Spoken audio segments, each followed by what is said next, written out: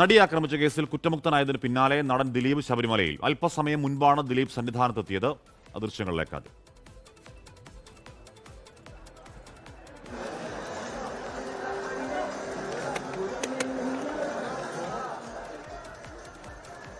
അതിനിടെ എറണാകുളത്ത് ക്ഷേത്ര പരിപാടിയിൽ നിന്ന് ദിലീപ് പിന്മാറി. എറണാകുളത്തപ്പൻ ക്ഷേത്രോത്സവത്തോടനുബന്ധിച്ചുള്ള കൂപ്പൺ ഉദ്ഘാടന ചടങ്ങിൽ നിന്നാണ് ദിലീപ് പിന്മാറിയത്. ദിലീപിനെ പങ്കെടുപ്പിക്കുന്നതിൽ സമൂഹ മാധ്യമങ്ങളിൽ എതിർപ്പുണ്ടായെന്ന് ക്ഷേത്രം ഭാരവാഹികൾ പ്രതികരിച്ചു. അങ്ങേര് ഒഴിവായതാണ്. കാര്യം അങ്ങേര് സ്ഥിരമായിട്ട് ഈ അമ്പലത്തിൽ വരുന്ന ഒരാളാണ്. അപ്പോൾ എന്താ പറയുക, ക്ഷേത്രത്തിൻ്റെ കൂപ്പൺ ഉദ്ഘാടനം കുറച്ചും കൂടി ജനകീയമാക്കാൻ വേണ്ടിയിട്ട് ചെയ്തതാണ്. പുള്ളിയുടെ അടുത്ത് ചോദിച്ചു വരാൻ പറ്റുമോ എന്ന് ചോദിച്ചു. അന്ന് ഇവിടെ ഉണ്ടെന്നുണ്ടെങ്കിൽ വരാമെന്ന് പുള്ളി സമ്മതിക്കുകയും ചെയ്തതാണ്. പിന്നീടാണ് ഈ സോഷ്യൽ മീഡിയയിൽ പുള്ളിനെ അനുകൂലിക്കുന്നവരും പ്രതികൂലിക്കുന്നവരുമുള്ള വാക്ക് തർക്കങ്ങൾ ഉണ്ടാകുന്നത്. അപ്പോൾ പുള്ളി തന്നെ സ്വയം മാറിയായിരുന്നു. പിന്നെ ദേവസ്വം ബോർഡ് വിളിച്ചു പറഞ്ഞു ഭക്തജനങ്ങൾക്ക് യാതൊരു വിധത്തിലുള്ള ബുദ്ധിമുട്ടുണ്ടാകാതെ നോക്കണം എന്നുള്ള കാര്യം പുള്ളി അവർ നിഷ്കർഷിച്ചിരുന്നു. അപ്പോൾ ഇതൊക്കെ ഈ പറയുന്ന സോഷ്യൽ മീഡിയയിലുള്ള കാര്യങ്ങൾ ദിലീപ് പറഞ്ഞിരിക്കാം. അതുകൊണ്ടായിരിക്കാം പുള്ളി പറഞ്ഞു ഞാനൊരു വിവാദങ്ങളിലേക്കില്ല തൽക്കാലം, എന്നെ അതിൽ നിന്ന് ഒഴിവാക്കണം എന്ന് പുള്ളി പറഞ്ഞു. സുജിത് സുരേന്ദ്രനും നിതിൻ അബുജനും ആ വാർത്തകളുടെ ഏറ്റവും പുതിയ വിവരങ്ങളും ചെയ്യുന്നു. ആദ്യം സുജിത്തിലേക്കാണ്. സുജിത്ത്, എനിക്ക് തോന്നുന്നു അവിടെ ദിലീപ് പ്രത്യേക കളഭാഭിഷേകങ്ങൾ, പ്രത്യേക പൂജകൾ, വഴിപാടൊക്കെ നടത്തിയെന്നാണ്. ആദ്യഘട്ടത്തിൽ ദിലീപ് ഈ വിധിക്ക് മുമ്പാണെന്നും അന്ന് ശബരിമല സന്ദർശനം വിവാദമായതാണ്. ഇനിയിപ്പോൾ ദർശനം പൂർത്തിയാക്കി ദിലീപ് മടങ്ങിയ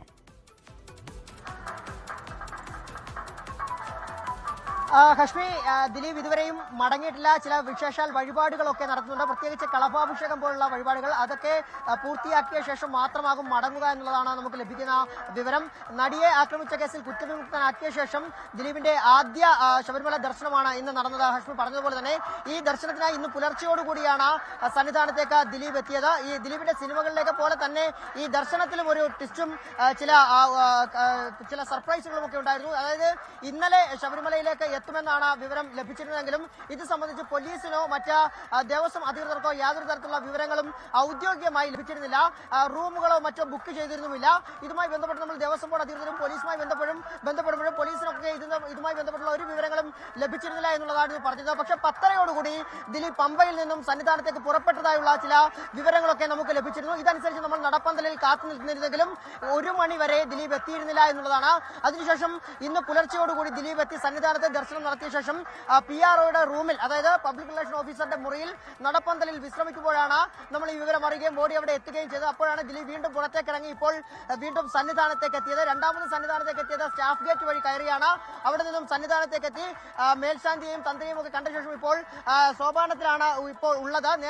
നേരത്തെ ദിലീപ് സന്നിധാനത്ത് സോപാനത്തെ ദർശനം നടത്തിയപ്പോൾ ഹരിവരാസന സമയത്ത് മറ്റു ഭക്തർക്ക് ദർശനത്തിന് ബുദ്ധിമുട്ടുണ്ടാക്കിയാണ് ദിലീപ് നിന്നതെന്നുള്ള ഒരു ആക്ഷേപം വരികയും ഇത് വലിയ വിവാദത്തിലേക്ക് പോകുകയും ഹൈക്കോടതി അടക്കം വിഷയത്തിൽ ഇടപെടുകയും ചെയ്തിരുന്നു.